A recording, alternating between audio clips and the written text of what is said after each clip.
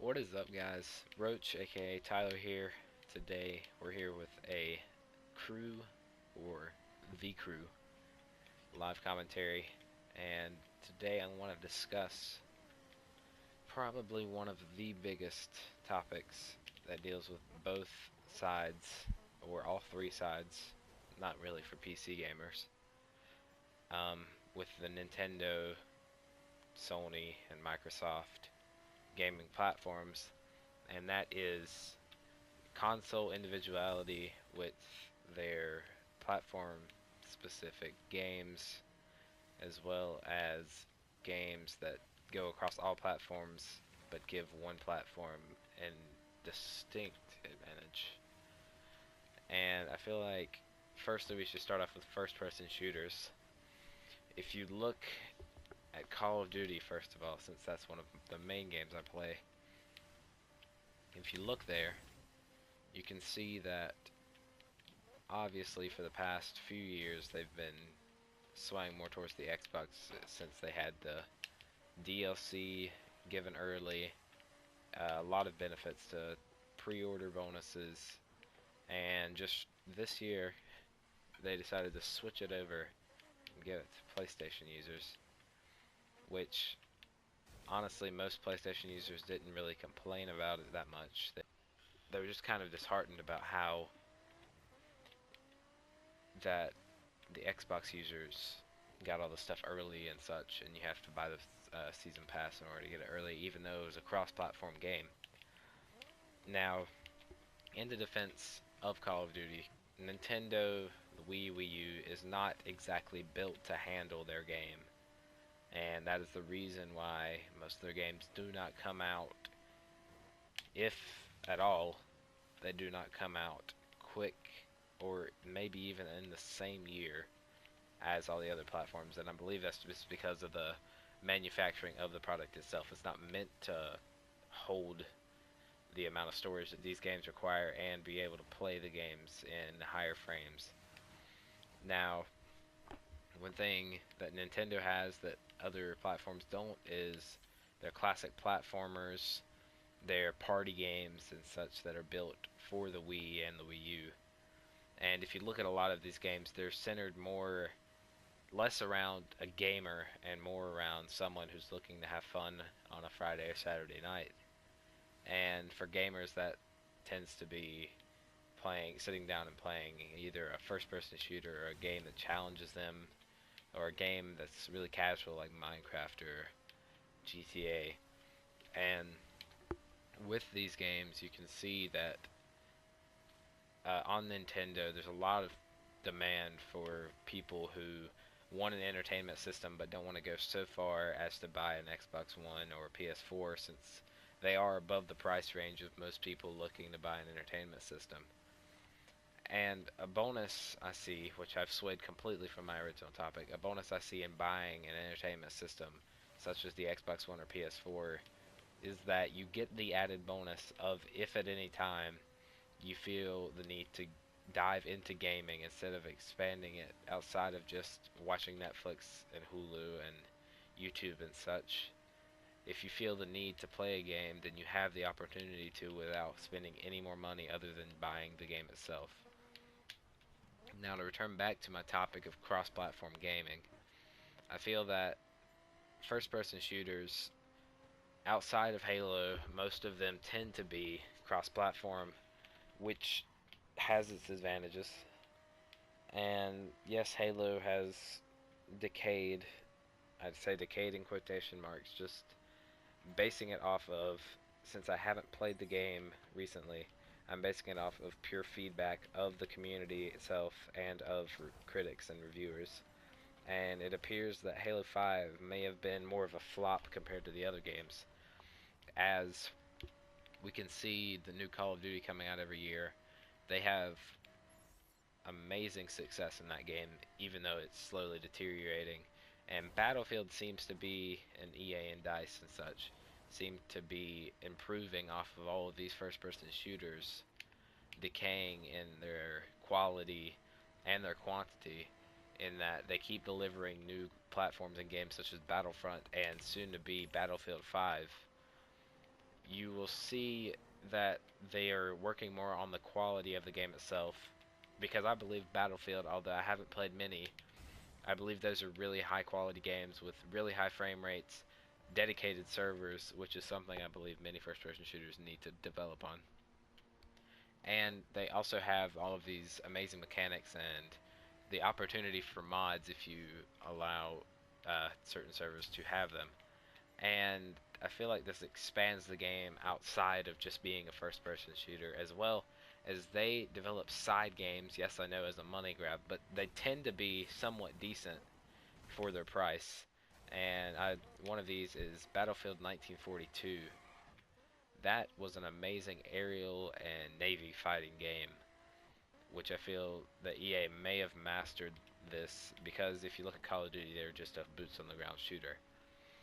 Now I want to stray away from first person shooters and move into racing games.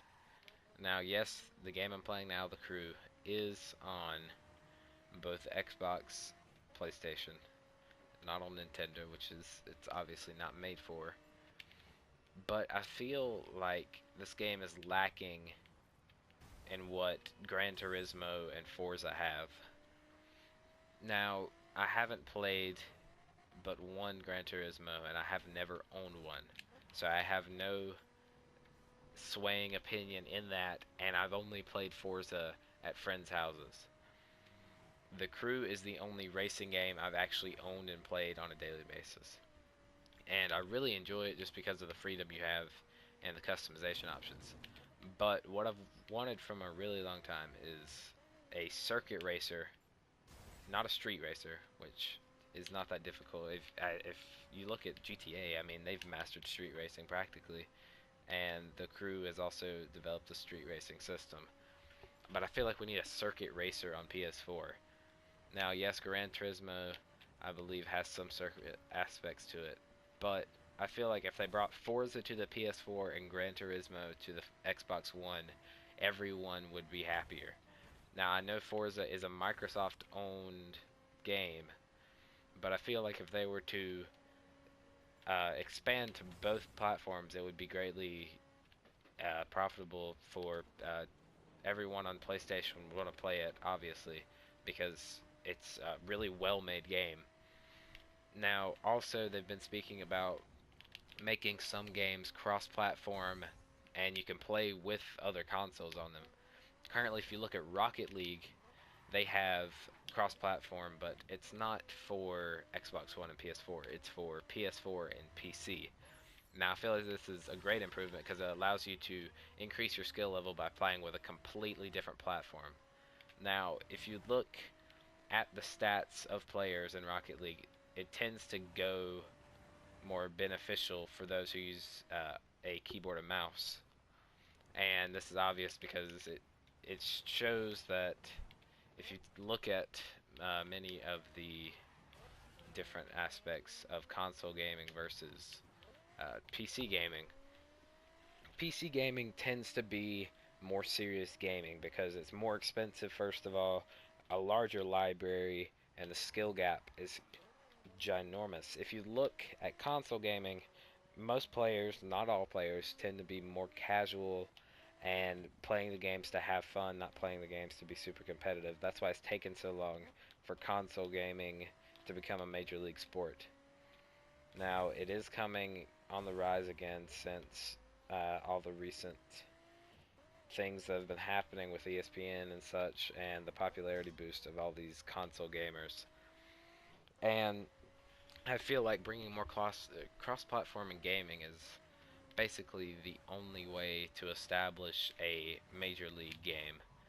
Now, I feel if they brought more circuit racers into PlayStation 4 and Xbox One both, they would be able to bring racing into Major League Gaming, because yes, there is possibilities to play The Crew competitively, but it's not a very large community, and there's not that very much of a competitive aspect as if you look at Forza on the Xbox One. Yes, they have a very small community, and yes, it's very competitive. It's just that it's lacking in the numbers that it needs in order to stay stable as a competitive game. Now, with all of this aside, I feel that lastly I should touch on indie games. Yes, indie games, the games that originated on the PC and transformed over the platforms such as the PS4 and Xbox One, are starting to take over the community.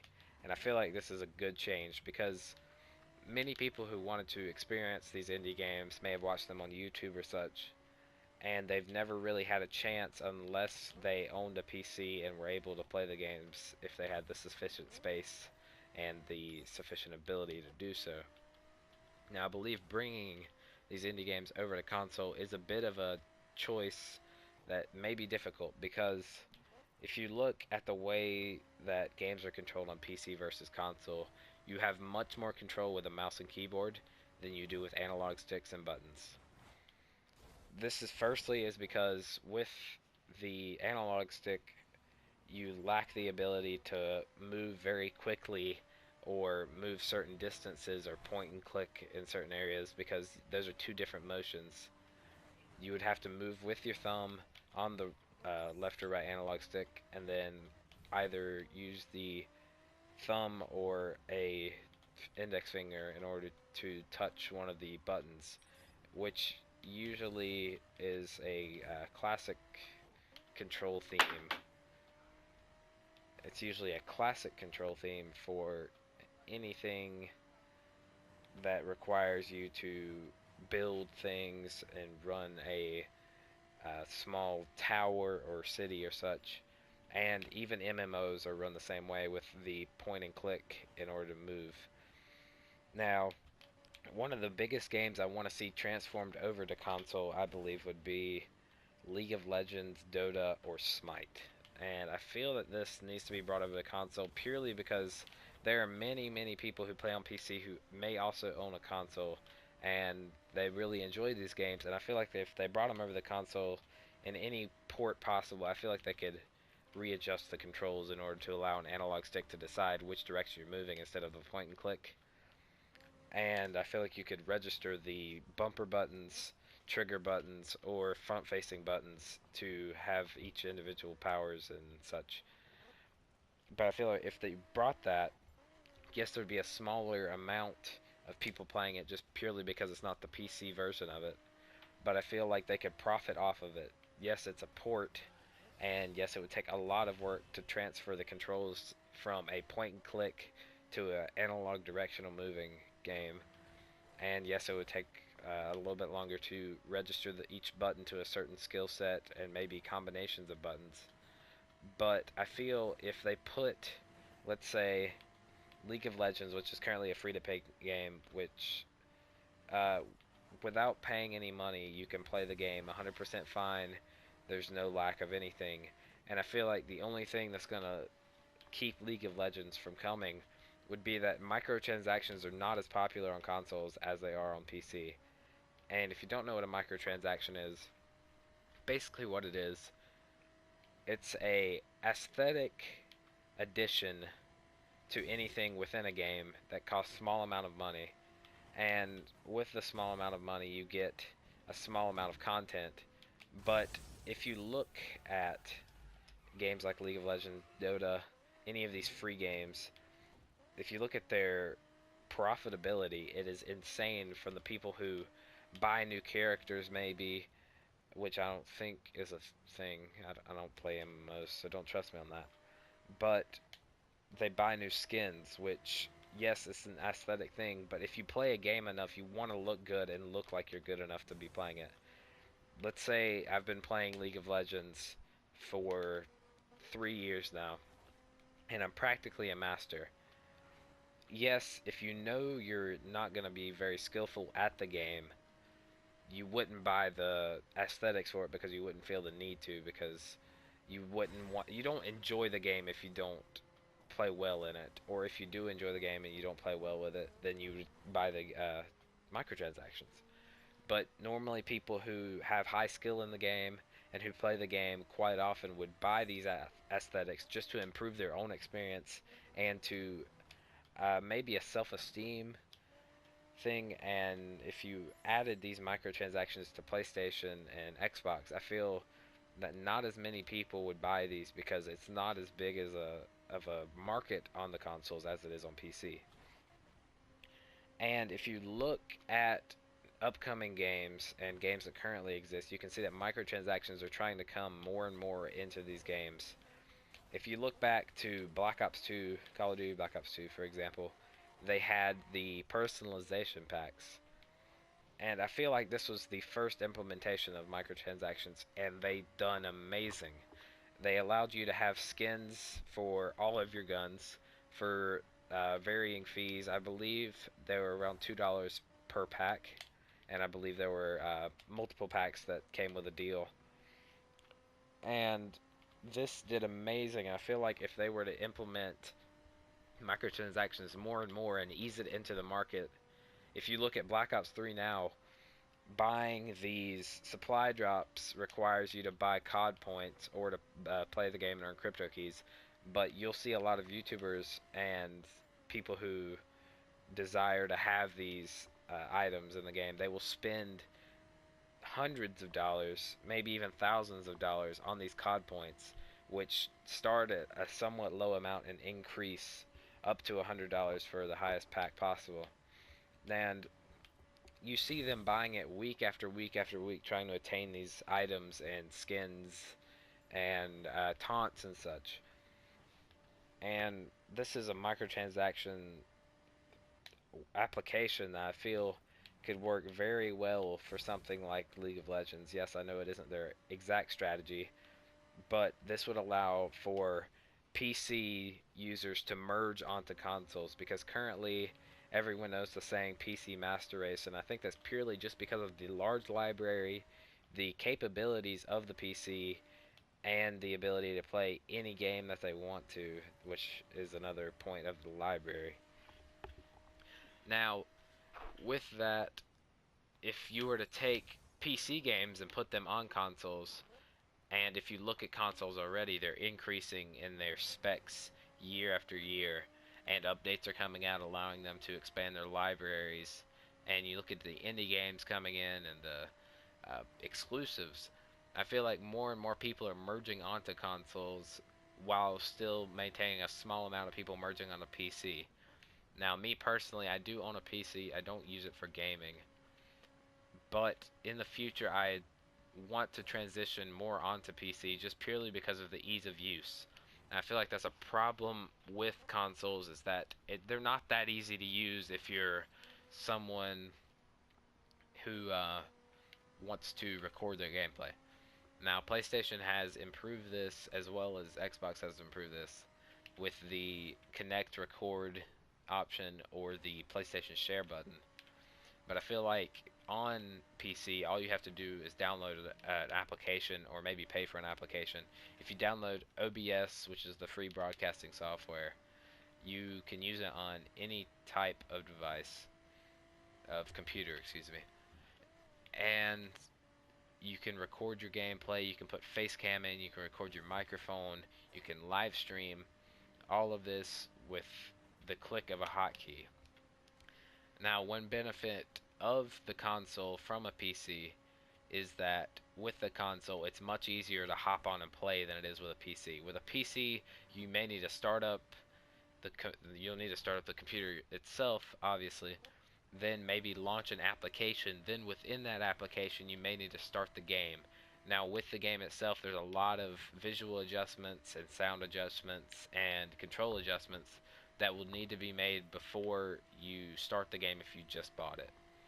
With console, you just hop in, the game's already registered for you, it sets it to the best possible quality, it runs at the maximum frame rate possible since it is built for these consoles specifically and these specs.